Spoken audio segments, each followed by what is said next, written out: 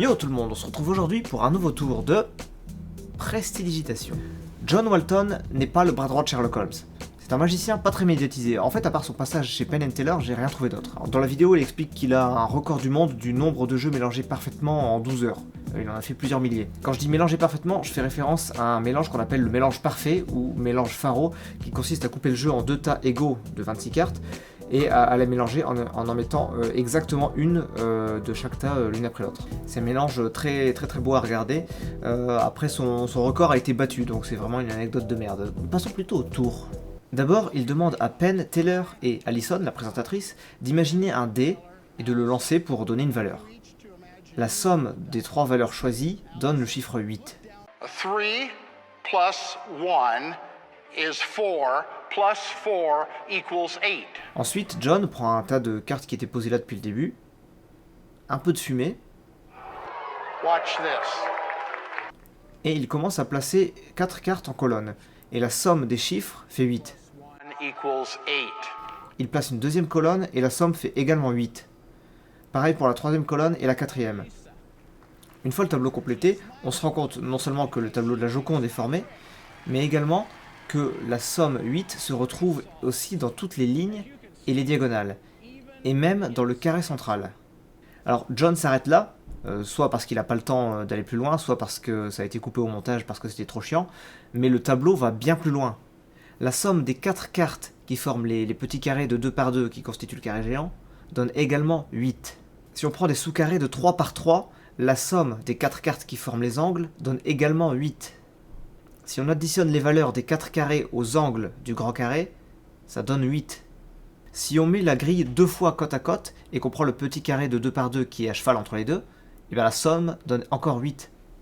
Pareil avec le petit carré qui est à cheval sur le haut et le bas.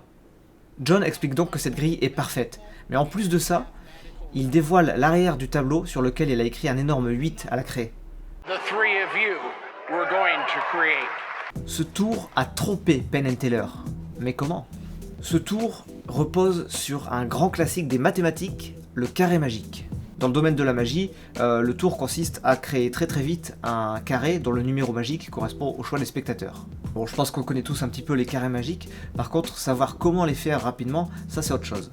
Personnellement, j'ai découvert comment créer un carré magique grâce à une vidéo en anglais dont je vous mets le lien dans la description. On peut de toute façon trouver sur internet très facilement toutes les règles et tous les principes utilisés pour comprendre et créer des carrés magiques. Je vais donc pas m'attarder dessus trop longtemps. En gros, le principe, quand on a une grille de 4 par 4, c'est de remplir déjà 12 carrés sur les 16. Il y en a 12 qui sont toujours les mêmes et seules les valeurs des 4 dernières cases dépendent du choix des spectateurs. Il y a d'abord 4 paires de cases placées alternativement en haut et en bas de la grille. Pour chacune de ces paires, la somme des deux cases fait 9, mais en utilisant à chaque fois des chiffres différents. Ça c'était la première étape. La deuxième étape consiste à placer les nombres 9, 10, 11, 12 dans des cases spécifiques. La dernière étape consiste à réaliser des calculs simples pour trouver les 4 dernières valeurs et les mettre dans le tableau. Ça c'est le principe de base avec une grille 4 par 4. Ici, c'est un peu différent. Déjà, les cartes forment un tableau, donc il ne peut pas les placer où il veut. Chaque carte n'a qu'une seule position possible dans la grille. Ensuite, les chiffres sont déjà imprimés sur les cartes, contrairement au tour classique où le magicien écrit les valeurs. Ça veut dire que là, il doit se débrouiller avec les valeurs qui sont déjà présentes. De plus, contrairement aux carrés magiques les plus fréquents où chaque valeur n'est utilisée qu'une fois, là on retrouve des valeurs utilisées plusieurs fois, et il y a même des valeurs négatives et nulles. Certaines de ces contraintes rendent le résultat beaucoup plus difficile à obtenir. La seule possibilité pour obtenir différentes valeurs, c'est le verso des cartes. Et oui, chaque carte a deux côtés, un recto et un verso. Donc chaque case de la grille n'a que 2 valeurs possibles. Et John doit se débrouiller avec ça pour que le numéro magique de sa grille corresponde au choix des spectateurs. Les spectateurs choisissent chacun un nombre entre 1 et 6. Et ensuite, John fait la somme. Le nombre minimum est 3 x 1, 3, et le nombre maximum, 3 x 6, 18. John doit donc, avec son tas de cartes, pouvoir réaliser tous les carrés magiques dont les numéros sont compris entre 3 et 18. Honnêtement, ça me paraît peu probable. Je veux dire, regardez les numéros qu'il y a dans la grille, à part 5, 6, 7, 8, on a que des petites valeurs. Vous allez me dire, peut-être que les grosses valeurs sont au verso, mais franchement, je vois pas comment il pourra avoir suffisamment de valeurs pour faire à la fois plein de petites sommes, 3, 4, 5, 6, et à la fois des grosses sommes, 15, 16, 17, 18. Perso, j'y crois pas.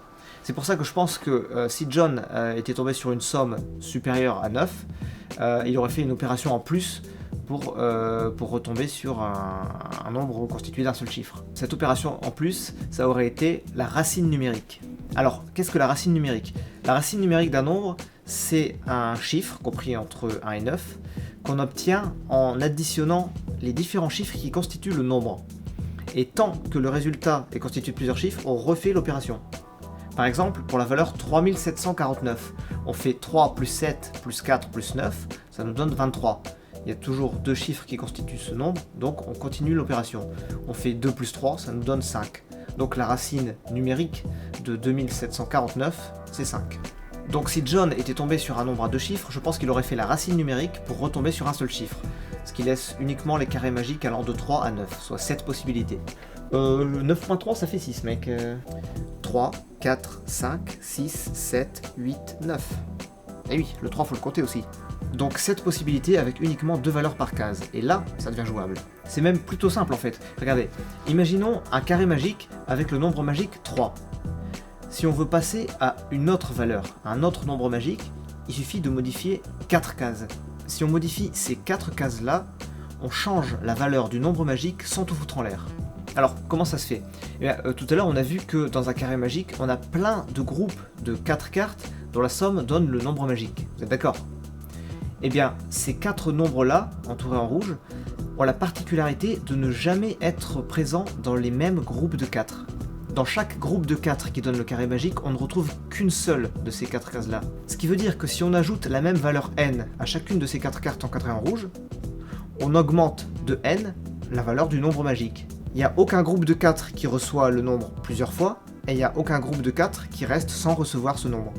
Et le mieux, c'est que cette disposition-là n'est pas unique dans la grille. On peut la retrouver en faisant la symétrie verticale, la symétrie horizontale, ou les deux.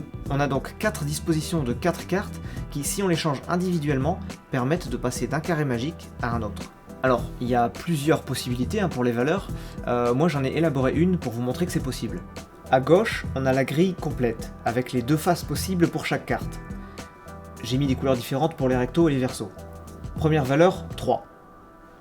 Ensuite, je retourne ce groupe de 4 cartes pour faire plus 1. C'est-à-dire que le verso de chacune de ces cartes, c'est le recto plus 1. Du coup, on obtient le carré magique 4.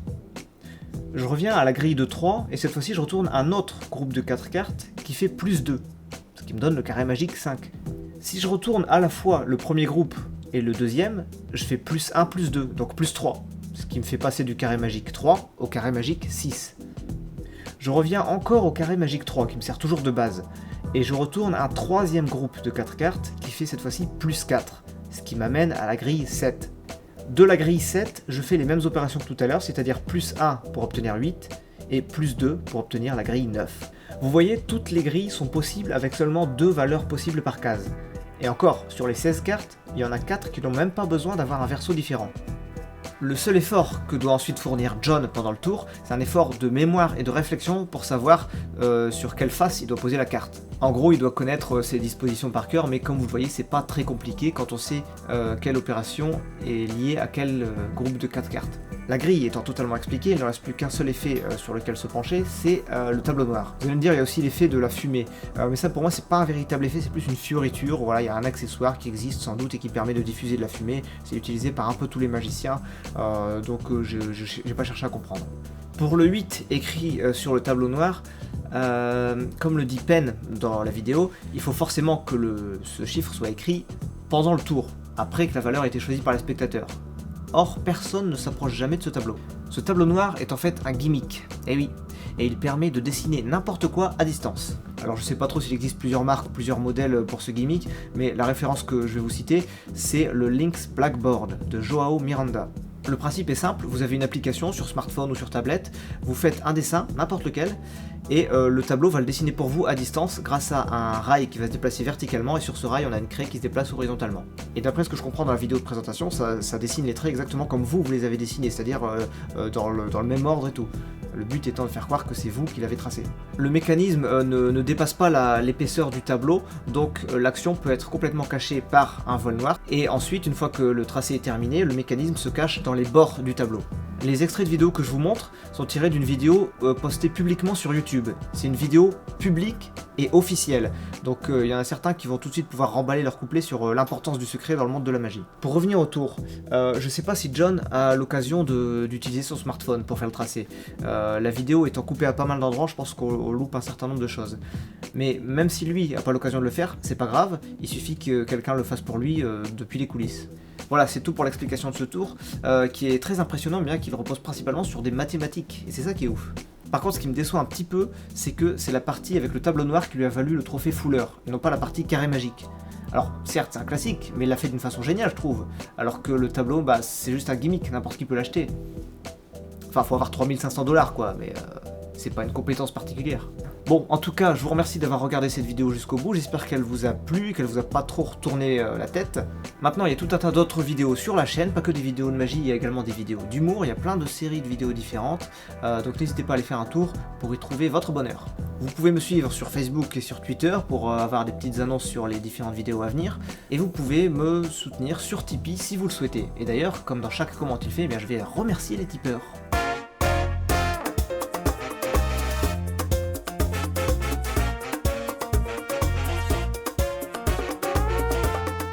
Et je vous dis maintenant à plus pour la prochaine vidéo.